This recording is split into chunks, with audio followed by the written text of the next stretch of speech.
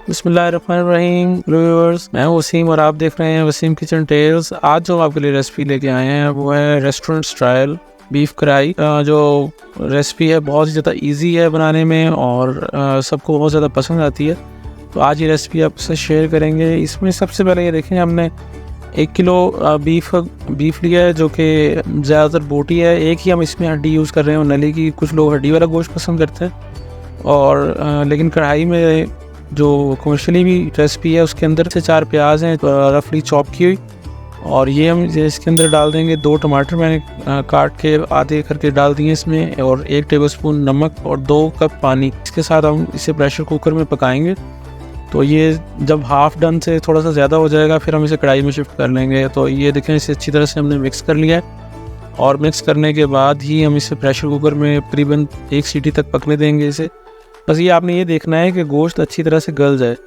तो ये देखिए जनाब, सीटी बजने शुरू हो गई है, और जैसे ही अब हम इसकी गैस निकाल के इसे अच्छी तरह से देखेंगे, चेक कर लेंगे कि गोश्त गल चुका है। तो ये देखिए गोश्त जो है वो हमारा बिल्कुल गल गया है। और व्यूअर्स, अगर अभी तक आपने हमारा चैनल सब्सक्राइब नहीं किया तो काइंडली चैनल को सब्सक्राइब कर दीजिएगा। इंग्रेडिएंट्स जो है ये अदरक, धनिया कुटा हुआ, काली मिर्च, टमाटरों के मैंने छिलके रिमूव कर दिए, और दही है, लहसुन अदरक को हमने क्रश कर लिया है, ज़ीरा कुटा हुआ है, लाल मिर्च कुटी हुई, और ये हरी मिर्च के मैंने पीसेस ले लिए, और गोश्त को हमने कढ़ाई में शिफ्ट कर लिया है। अब ये जो इसके अंदर पानी था प्याज का और टमाटर का, इसे हम अच्छी तरह से इसके साथ पकाएंगे और इसे खुश करते जाएंगे यहाँ पे, क्योंकि हमने दोबारा भी इसमें टमाटर ऐड करने हैं।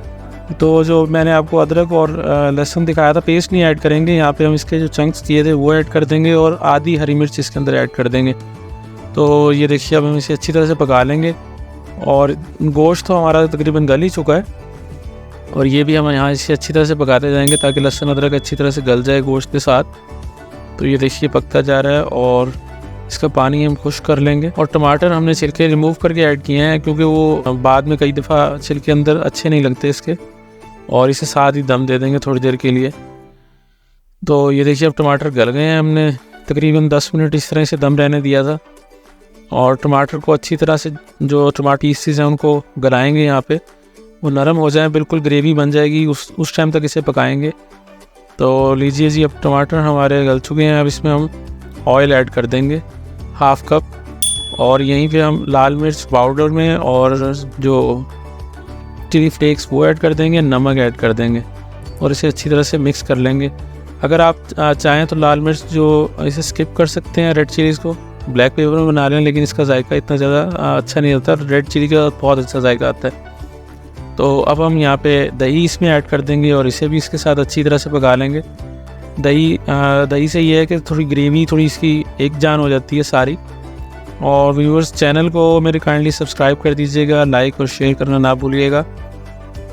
तो ये देखें, अब जो ऑयल ऊपर आने लग गया है, इसी पॉइंट पे हम धनिया, ज़ीरा और इसे अच्छी तरह से मिक्स करेंगे। ये देखें माशाल्लाह, अब जो कढ़ाई है वो अपनी शक्ल में आना शुरू हो गई है, बहुत अच्छे तरीके से बन रही है, और इसका मसाला जो है वो तैयार होना शुरू हो गया है। ये देखें बिल्कुल इसी तरीके से जो रेस्टोरेंट्स में बनता है। और ये काली मिर्च जो क्रश की हुई है ये इसमें ऐड कर देंगे, और थोड़ा सा देसी घी और मक्खन, ये जो बाज़ार से बड़ा इजीली मिल जाता है, ये हम इसके अंदर डाल देंगे। इससे इसके अंदर खुशबू जो बिल्कुल रेस्टोरेंट्स में आप यूज़ होते हुए देखा होगा वही खुशबू इसके अंदर आएगी। और हमारी जो कढ़ाई है वो ऑलमोस्ट रेडी है। बस अब हम इसके ऊपर गार्निशिंग करेंगे अदरक की और हरी मिर्च की। ये देखें माशाल्लाह से बिल्कुल जैसे रेस्टोरेंट में कढ़ाई हमें सर्व की जाती है वैसी ही बनी है। आप बनाइएगा, आपको ज़रूर बहुत अच्छी लगेगी, और बहुत ज़्यादा मुश्किल नहीं है, बहुत ही ईजी रेसिपी है। इंशाल्लाह फिर किसी नेक्स्ट रेसिपी में मिलेंगे, तब तक के लिए दुआ कीजिएगा। अल्लाह हाफ़िज़।